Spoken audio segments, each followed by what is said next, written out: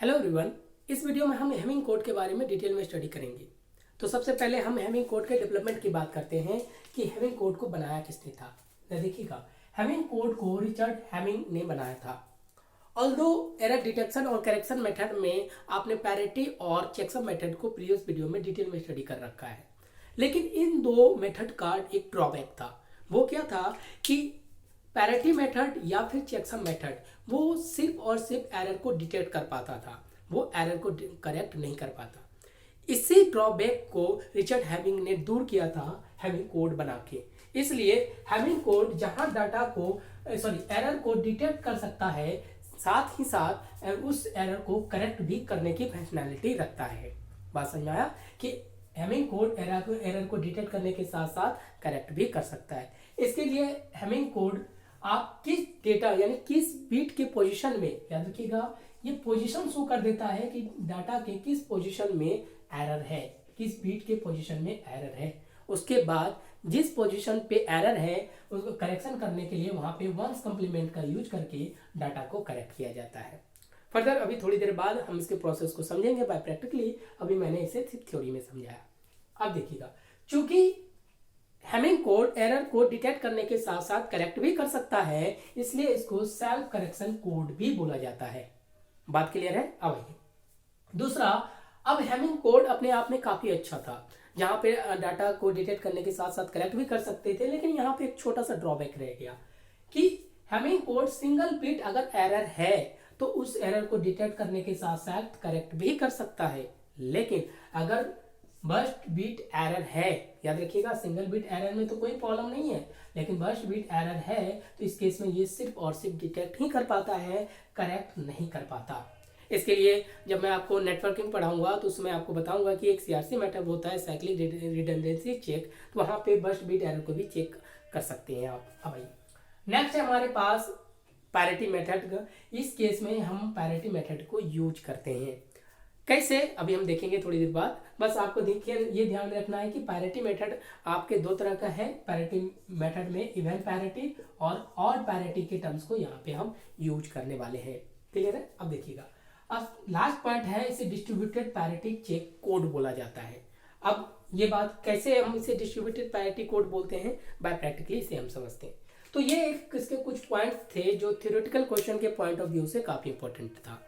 अब हम Hamming code के फंक्शनैलिटी की बात करते हैं कि हेमिंग कोड किस तरह से फंक्शन करता है, कैसे डेटा को सेंड करता है और कैसे डेटा को डिटेक्ट या फिर करेक्ट करता है। देखिए, अब मैं इसके फंक्शन को एक छोटे से ब्रीफ इंट्रोडक्शन से समझ आता हूँ कि हेमिंग कोड किस तरह से काम करता है। हेमिंग कोड कहता है कि अगर हमारे पास कोई डेटा है, यानी कि एक्स वाई जेड और एम, हमने 4 डेटा ले लिया, ठीक है, और चूंकि मैंने बोला है कि हेमिंग कोड में हम पैरिटी बीट का इस्तेमाल करते हैं। अब ये पैरिटी बीट जनरेट कैसे होगा ये बाद में बताऊंगा आपको, पहले आप इसे समझिए फंक्शन कैसे। पैरिटी मैंने ले लिया, जैसे कि P0, P1 और P2, 3 पैरिटी मैंने ले लिया। अब क्या किया जाता है, इस पैरिटी को इस एक्चुअल डेटा के बीच बीच में डिस्ट्रीब्यूट कर दिया जाता है, जिससे एक कंप्लीट डेटा बनाया जाता है। इस पैरिटी को इसके बीच में डिस्ट्रीब्यूट करके, जैसे मैंने एक डेटा बना दिया P0, P1, X, P2, Y, Z और M, और इसी तरह के डेटा को कंप्लीट डेटा बोलते हैं। यानी पैरिटी बीट जो है इनको एक्चुअल डेटा के बीच बीच में डिस्ट्रीब्यूट कर दिया जाता है और यहाँ से एक कंप्लीट डेटा बन जाता है। ये 4 और 3 दोनों को ऐड कर दीजिए तो 7 बीट का कंप्लीट डेटा बन गया। चूंकि यहाँ पे पैरिटी को डेटा के बीच में डिस्ट्रीब्यूट किया जाता है, इसलिए इसे डिस्ट्रीब्यूटेड पैरिटी चेक कोड बोला जाता है। अब बात समझ में आ गया क्यों? अब इस डेटा को सेंड किया जाता है, याद रखिएगा। क्लियर है? अब रिसीविंग एंड पर आपके पास ये डेटा मिला P0, P1, X, P2, Y, Z और M। अब रिसीविंग एंड पे क्या होता है कि P0 पैरिटी के अकॉर्डिंग एक डेटा क्रिएट किया जाता है, जिसे मैंने D1 बना दिया। कैसे बनाएंगे इसे प्रैक्टिकली समझेंगे। अभी हम इसे फंक्शन को थ्योरेटिकल वे में समझ रहे हैं। P0 पैरिटी के अकॉर्डिंग भी दूसरा डेटा बना दिया जाता है और P3 के भी अकॉर्डिंग हम एक नया डेटा D3 बना देते हैं P2 के अकॉर्डिंग।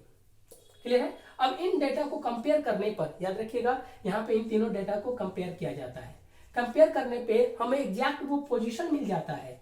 देखिएगा, जैसे मैंने रिसीविंग एंड पर P0, P1 और P2 के अकॉर्डिंग डाटा क्रिएट किया, क्रिएट करने के बाद तीनों डेटा को जो कंपेयर करते हैं तो हमें एक पोजीशन मिल जाता है और उस पोजीशन में पता चल जाता है कि वहीं सी पोजीशन पे एरर है, किस बिट में के पोजीशन पे एरर है यहाँ हमें पता चल जाता है। फॉर एग्जाम्पल अगर मैं देखूँ हमें पता चला कि थर्ड नंबर का जो पोजीशन होगा वहाँ पे एरर है, तो आप यहाँ से काउंट कीजिए 1 2 3 4 5 6 7, यही डेटा बिट का पोजीशन होगा।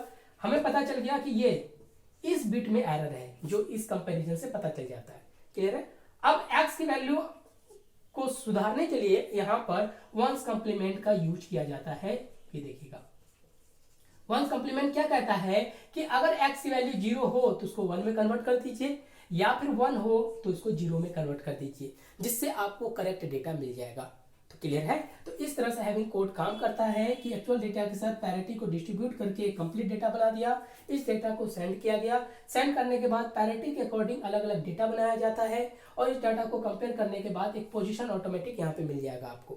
क्लियर है। और उस ये सिर्फ और सिर्फ पोजीशन यानी डिटेक्ट कर दिया एरर को कि 3 नंबर के पोजीशन पे एरर है, डिटेक्ट करके हैमिंग कोड बता दिया। अब चूंकि हैमिंग कोड तो करेक्ट भी करता है, तो करेक्ट कैसे करेगा, चूंकि सिंगल बिट एरर है तो कोई एक ही पोजीशन बताएगा। तो अगर x नंबर के बिट में पोजीशन में एरर है तो अगर वो 0 होगा तो वहां पे करेक्ट करने के लिए याद रखिएगा हमेशा वंस कॉम्प्लीमेंट का यूज किया जाता है।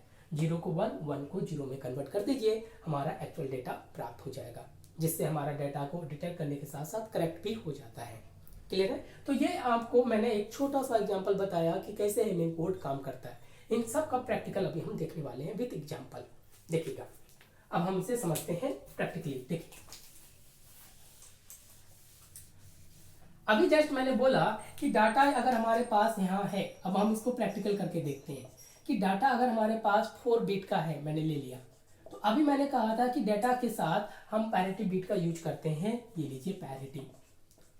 तो अब हमें ये समझना पड़ेगा क्योंकि हमारे पास तो सिर्फ डाटा है 4 बिट का, लेकिन हम पैरिटी कहाँ से बनाएं। तो पैरिटी बनाने के लिए एक पैरिटी रूल का इस्तेमाल किया जाता है, जिसे पैरिटी फार्मूला भी बोल सकते हैं आप। अगर आपके पास 4 बिट का डेटा है तो आप कितने बिट का पैरिटी लेंगे, ये बात भी तो हमारे लिए कंपलसरी है इस केस में। तो यहाँ पे एक फार्मूले का यूज किया जाता है। वो फार्मूला देखिए क्या है। पैरिटी निकालने के लिए 2 to the power p represent the parity greater equal to, ये होता है d for data plus p plus 1। तो ये फार्मूला आपको बता देगा कि अगर आपके पास 4 बिट का डेटा है तो पैरिटी कितने बिट का लेना है। तो अब यहाँ देखिएगा, अब इसे हम सॉल्व कर लेते हैं। 2 टू द पावर p है हमारे पास ग्रेटर देन, d की वैल्यू 4 है, 4 plus p plus 1, 2 to power p greater equal 5 plus p। अब देखिएगा अब हमें यहाँ पे p की वैल्यू क्या डालें जो यहाँ की वैल्यू यहाँ और यहाँ की वैल्यू दोनों इक्वल हो जाए। तो अब एक ही चांस है कि p की वैल्यू अगर मैं 3 ले लूँ, देखिएगा 2 to power 3 greater equal 5 plus 3, इसे सॉल्व कीजिए, ग्रेटर इक्वल 8। तो यहाँ से एक कंडीशन फुलफिल हो रहा है, 8 इक्वल टू 8। तो यानी कि p की वैल्यू पैरिटी कितना होगा 3। कहने का मतलब अगर 4 बिट का डेटा है तो पैरिटी हमें 3 बिट का होना चाहिए। बात समझ में आ गया। तो इस तरह से हम पैरिटी को डिसाइड करते हैं। ये काफी इंपॉर्टेंट पॉइंट है, समझ में आया। अब आइए, अब आपने पैरिटी को डिसाइड कर लिया। अगर यहीं पे अगर हमारे पास 12 बिट का डेटा होता उससे आप पैरिटी निकाल लेते, किसी भी तरीके से हम निकाल लेते हैं। अब आइए, अब जो कंप्लीट डेटा बनेगा हमारे पास, ये देखना कंप्लीट डेटा जो बनेगा वो कितने बिट का बनेगा, दोनों को ऐड कर लीजिए तो ये 7 बिट का बनेगा। यानी कुछ इस तरह से कंप्लीट डेटा बनके तैयार होगा। यहाँ पे 5 6 इस तरह से आपके पास 6-7 कंप्लीट डेटा बनके तैयार होगा। 1 पोजीशन 2 3 4 5 6 और 7 ये कुछ होगा, क्योंकि अब आपको पता है कि जैसे डेटा को और पैरिटी बिट को हम डिस्ट्रीब्यूट करेंगे, क्योंकि इसलिए तो इसको डिस्ट्रीब्यूटेड पैरिटी कोड कहेंगे। लेकिन अब बात आ जाती है कि यहाँ पे अगर हमारे पास पैरिटी 3 है, 3 बिट का है, ऊपर 4 बिट का है, तो इसे हम डाटा के बीच डिस्ट्रीब्यूट कैसे करें, किस पोजीशन पे पैरिटी रखें। कहने का मतलब क्या है वो देख लीजिए। अगर मैं यहाँ पे 4 बिट का डेटा ले लेता हूँ, 0 D0 1 2 3 और P0 P1 और P2। अब आपको पता है कि इस पैरिटी को इस डेटा के बीच डिस्ट्रीब्यूट करना है, लेकिन अब समस्या यह है कि किस पोजीशन पे पैरिटी को रखूं और किस पोजीशन पे डेटा की बिट को रखूं। तो इसके लिए अब सोल्यूशन ये कहता है, अगर P0 पोजीशन की अगर मैं बात करूं तो देखिएगा आप 2 टू द पावर 0 कर लीजिए, इसका वैल्यू कितना है 1। यानी कि अब आपको पता चल गया कि 1 वाले पोजीशन पे P0 पैरिटी का बिट आएगा। बात समझे। आइए अगर मैं P1 की बात करूं तो देखना क्योंकि हमें पता है कि डाटा और पैरिटी को दोनों को कंप्लीट फॉर्म में बनाने के बाद ही आप सेंड करेंगे। तो वही हम देख रहे हैं कि कैसे हम डेटा को कंप्लीट फॉर्म में बनाते हैं। इसके लिए हमें पैरिटी बिट को डेटा के बीच डिस्ट्रीब्यूट करना पड़ता है, और उसी डिस्ट्रीब्यूशन को मैं बता रहा हूँ कि किस पोजीशन पे पैरिटी आएगा। अगर मैं P0 की बात करूँ 2 to the power 1 यानी कि 2 यानी कि दूसरे पोजीशन पे आपके पास P1 की पैरिटी बिट आएगा। बात समझे। तीसरा हमारे पास क्या है, P2 की बात करें 2 to the power 2, ये कितना हो गया हमारे पास 4, यानी कहने का मतलब क्या है कि P2 पैरिटी का पोजीशन चौथे स्थान पे होगा। तो ये आपको पोजीशन डिसाइड कर देता है पैरिटी का। अगर हमारे पास चौथा पैरिटी होता यानी कि P3 होता 2 to the power 3, ये 8वें पोजीशन पे चला जाता। तो इस तरह से हम पैरिटी का पोजीशन डिसाइड करते हैं। बात समझे। और बाकी जो रिमेनिंग खाली जगह है उसे हम लेफ्ट टू राइट, या देखिएगा बाएं से दाईं ओर, ये D1 का D0 का पोजीशन होगा, ये D1 का, ये D2 का, और ये D3 का पोजीशन होगा। तो इस तरह से हम डाटा को पैरिटी को डाटा के बीच डिस्ट्रीब्यूट करके एक कंप्लीट डेटा बनाते हैं। अब क्लियर है। अब इसी डेटा को सेंड किया जाता है। अब ये डेटा को सेंड किया जाएगा और सेंड करने के बाद रिसीविंग एंड पर फिर पैरिटी के अकॉर्डिंग डेटा बनाते हैं।